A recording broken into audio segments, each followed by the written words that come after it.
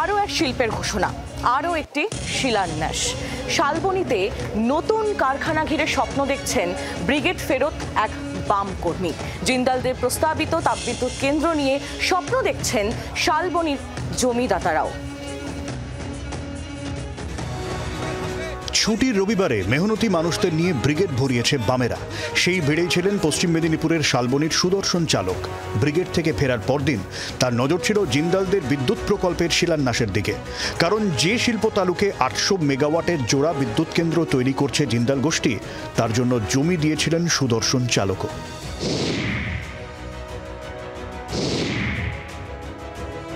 আমি সত্যি কথা বলতে আমি সিপিএম পার্টির সমর্থক।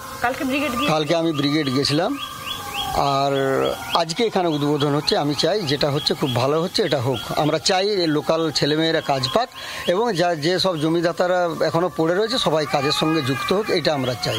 এটাকে আমরা স্বাগত জানাই। তখন 2007 এশিয়ার বৃহত্তম ইস্পাত কারখানা গড়ার স্বপ্ন দেখেছিল শালবনী। আসলে স্বপ্ন দেখানো হয়েছিল শালবনীকে।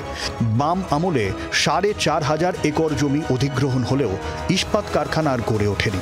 এর 1 দশক পর মুখ্যমন্ত্রী মমতা বন্দ্যোপাধ্যায়ের উদ্যোগে অধিগৃহীত জমির একাংশে সিমেন্ট কারখানা তৈরি হয়। কিন্তু প্রচুর কর্মসংস্থানের যে স্বপ্ন দেখেছিলেন জমিদাতারা, তা পূরণ হয়নি।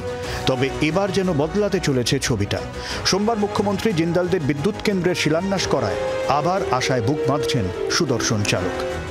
আমাদের সিপিআইএম পার্টির পক্ষ থেকে আমরা আন্দোলন সংগ্রাম যেটা করি, শিল্প এখানে বিশেষ করে স্টিল প্ল্যান্ট এখানে তৈরি হোক, এটা আমরা সবসময় মিছিলে বলে থাকি। এবং যেটা হচ্ছে সেটাও খারাপ না, এতে হোক। লোকাল ছেলে মেয়ে যারা রয়েছে, শিক্ষিত ছেলে মেয়ে, তাদের যোগ্যতা অনুপাতে তারা কাজ পাক এবং জমিদাতারাও কাজ পাক, এটা আমরা চাই। এবং এর জন্য এটা স্বাগত, মুখ্যমন্ত্রীকেও স্বাগত যে হচ্ছে কিছু একটা, এটা ভালো। সুদর্শন বাবুর মতো ইস্পাত কারখানার জন্য জমি দিয়েছিলেন শালবনীর বিমল চালক। চেয়েছিলেন শিল্পের মাধ্যমে এলাকার চেহারা বদলে যাক, ভাগ্য ফিরুক স্থানীয়দের। জিন্দালদের বিদ্যুৎ কেন্দ্রের শিলান্যাসের দিন তিনি কিছুটা হলেও সতর্ক।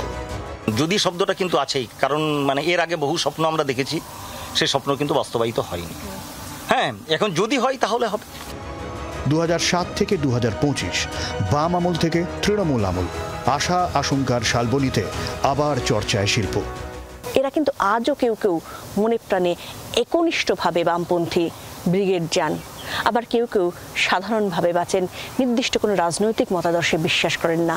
কিন্তু প্রত্যেকে মত দল নির্বিশেষে তারা প্রত্যেকে চাইছেন কারখানা হোক, মানুষের কর্মসংস্থান হোক। ক্যামেরায় জয়ন্তর সঙ্গে শ্রেয়সীর রিপোর্ট, জি24 ঘন্টা। বাংলার আওয়াজ, বাঙালির আবেগ, জি24 ঘন্টা।